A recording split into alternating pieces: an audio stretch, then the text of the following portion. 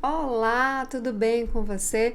Eu sou Shellen Galdino, eu sou assistente social, sou professora e doutoranda de serviço social e hoje eu quero conversar com você sobre uma alteração que nós tivemos no BPC, que é o benefício de prestação continuada, um benefício que pertence à assistência social, especificamente à Lei Orgânica de Assistência Social e é executado pelo INSS, e quero te falar também tudo sobre a criação do auxílio inclusão, o que ele significa.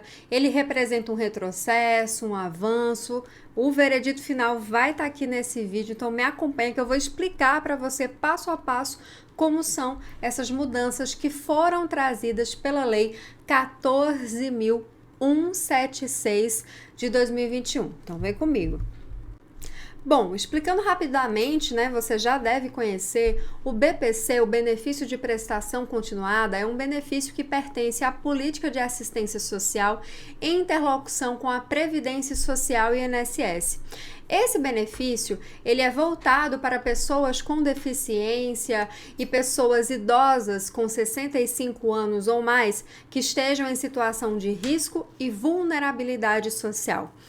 Essa situação, ela vai ter vários critérios para que a pessoa se enquadre para receber esse benefício. Lembrando que para receber esse benefício não é necessário nenhuma contribuição prévia, haja vista que ele pertence à assistência social. Então, existem vários critérios para acessar. O que seria esse risco, essa vulnerabilidade social? Em regra, o BPC é para as pessoas com deficiência e pessoas idosas que não conseguem ter a capacidade de prover as suas próprias necessidades, nem de tê-la provida pela sua família, desde que vivam sobre o mesmo teto. Para isso também foi criado um determinado critério de renda para acessar o BPC.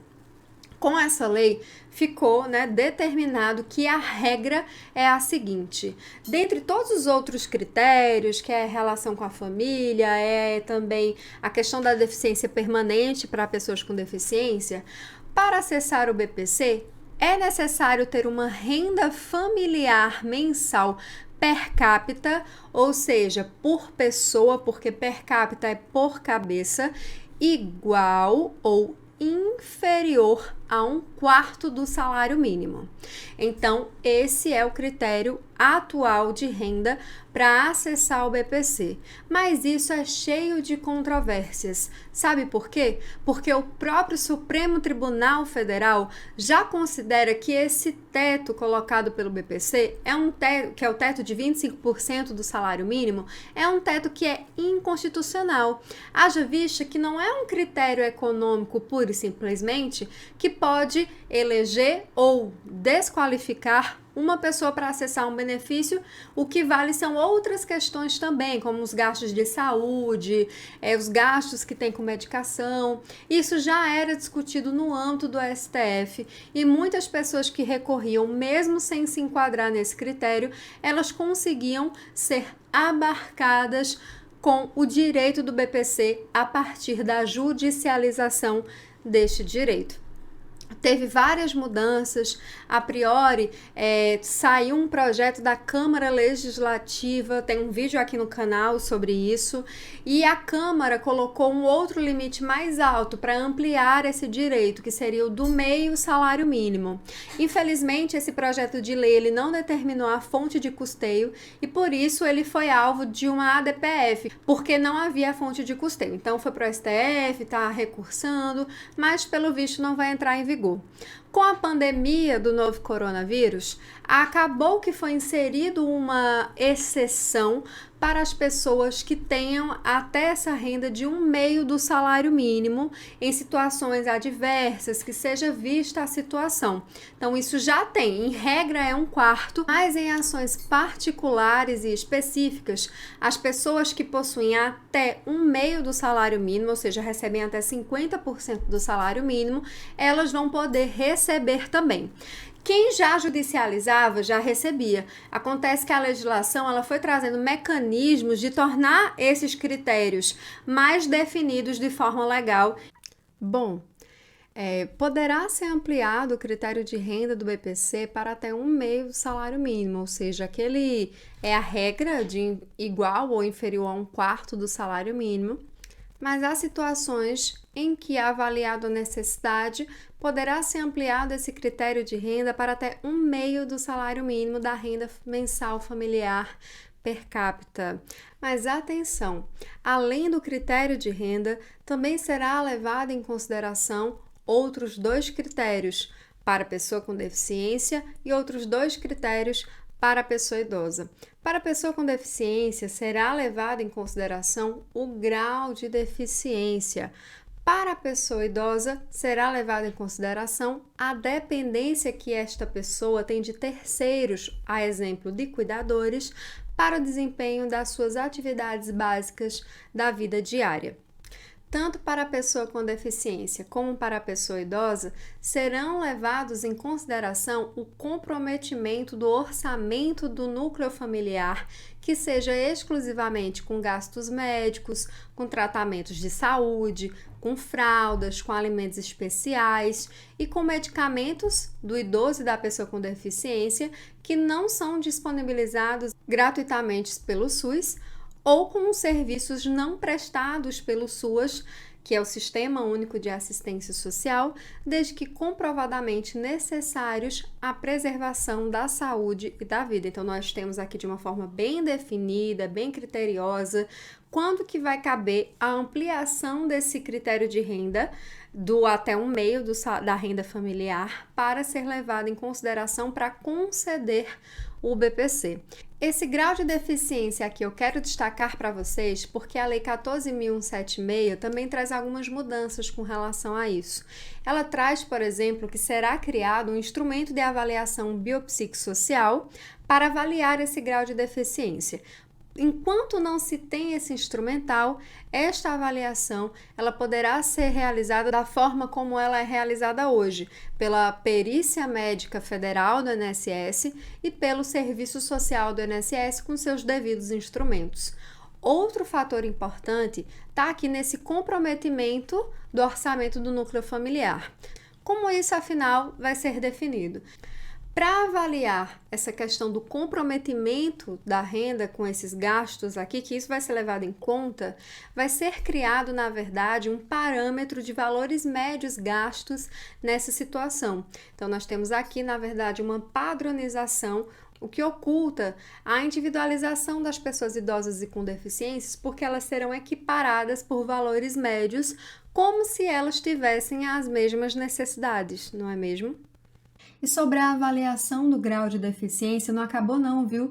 Teve outros acréscimos, mas que são excepcionais, mas que, a meu ver, são também um ponto grave desta lei. Vejamos, para a avaliação da deficiência no tocante ao acesso, manutenção e revisão deste BPC, o INSS poderá adotar de forma excepcional até 31 de dezembro de 2021 duas medidas. A primeira medida é que essa realização aqui da avaliação social que é feita, pelo Serviço Social do INSS, ela poderá ser feita através de uma videoconferência, ou seja, de uma forma remota, por uma videochamada, o que é bastante problemático. Mas, a meu ver, não acabou aí não.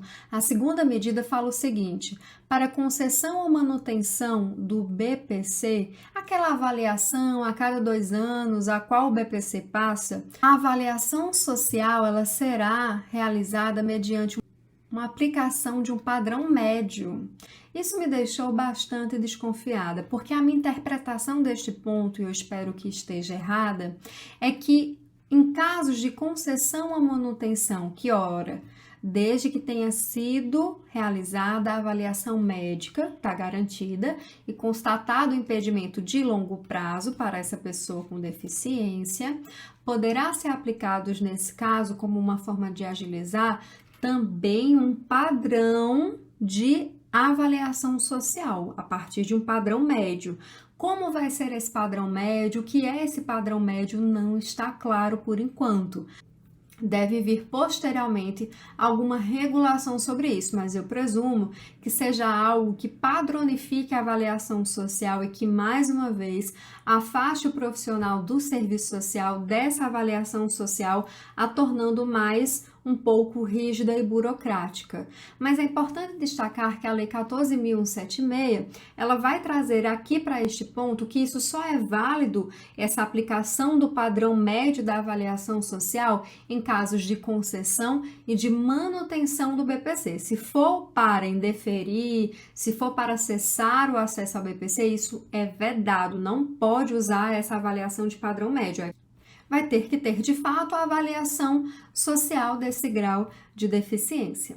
Bom, a Lei 14.176 trouxe, dentre algumas mudanças no BPC, também um novo benefício, que é o auxílio inclusão.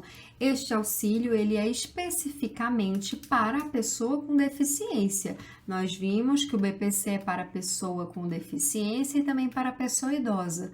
O auxílio inclusão, ele é apenas para a pessoa com deficiência. Então, dentro da Lei Orgânica da Assistência Social, a LOAS, foi criado esse auxílio inclusão. Para quem é este auxílio? Ele é para a pessoa com deficiência moderada ou grave que cumulativamente, então ela tem que estar dentre todos esses critérios aqui. O primeiro e o mais importante para acessar o auxílio inclusão é que ela receba o benefício de prestação continuada e passe a exercer alguma atividade que tenha uma remuneração. Essa remuneração ela será limitada a 2 salários mínimos e que se enquadre, então, como um beneficiário segurado obrigatório do regime geral de previdência social ou como filiado a regime próprio de previdência social, a exemplo de previdências municipais, estaduais e afins.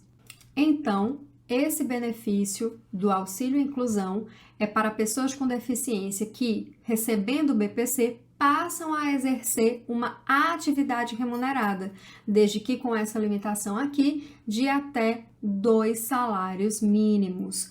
E atenção, não só ela recebe o BPC, mas a lei traz também um adendo muito importante. Para receber o auxílio inclusão, ela tem que ter recebido pelo menos nos últimos 5 anos o BPC, antes de exercer essa atividade remunerada. Ou, em situações que ela tinha um BPC, passou a exercer uma atividade remunerada e aí o BPC dela foi suspenso, que é o que acontece com pessoa com deficiência. Então, ela tem que ter tido 5 anos de acesso ao BPC ou então essa suspensão por atividade remunerada. Porque o auxílio inclusão, ele vai trazer uma flexibilização para a pessoa com deficiência, para que ela possa tanto receber uma espécie de benefício do governo, mas que também possa exercer alguma atividade remunerada, desde que, obviamente, ela tenha recebido o BPC nos últimos 5 anos anterior a essa atividade remunerada ou que ele tenha sido suspenso por exercer alguma atividade remunerada. Então, a LOAS trazia que se a pessoa exercer alguma atividade remunerada, ela teria o seu BPC suspenso, a não ser que ela fosse um aprendiz. Aí sim, ela poderia receber a remuneração dessa situação em que ela é aprendiz e o BPC, mas isso era limitado por 2 anos. Então, agora, nós temos uma flexibilização do BPC para pessoas com deficiência. Além disso, é solicitado que essa pessoa, obviamente, e é um critério do BPC também, tenha sua inscrição atualizada no CadÚnico no momento do requerimento, ela tenha uma inscrição regular no CPF, no Cadastro de Pessoas Físicas, e ela também atenda ainda os critérios de manutenção do BPC, do benefício de prestação continuada, incluídos os critérios relativos à renda familiar per capita mensal exigida para o acesso ao benefício. Como vocês devem saber, pode ser igual ou inferior a 1/4 do salário mínimo ou, em situações excepcionais, até meio salário mínimo da renda familiar. Pois bem, é importante dizer que o auxílio inclusão, ele também será prestado à pessoa que solicite, Ao solicitar, ela terá clareza que o BPC dela não vai estar mais em vigência, e sim o auxílio inclusão, e que ele tem que ser requerido, ou seja, ele não é nada automático, e que também ele não tem poder retroativo, então ele não volta para trás, ele é a partir da data do requerimento. Bom, vamos ver outras questões importantes sobre auxílio inclusão? Olha só, mais de um membro da família poderá acessar esse auxílio, assim como nós sabemos é também com o BPC, pois ele não contabiliza para fins de cálculos da renda mensal familiar. Então, é possível acumular auxílio inclusão da mesma forma que é possível acumular BPC, desde que não ultrapasse os critérios de renda já previstos, né, na Lei Orgânica de Assistência Social. Além disso, sobre o cálculo de renda para acessar, não vai ser considerado justamente essa remuneração que a pessoa com deficiência recebe, desde que isso seja igual ou inferior a 2 salários mínimos.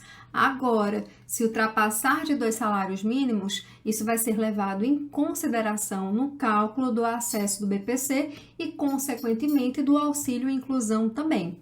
Olha que interessante aqui, as rendas que são oriundas do estágio supervisionado, de aprendizagem, não serão levadas também para fins de cálculo da renda para acessar o BPC e, consequentemente, o auxílio inclusão.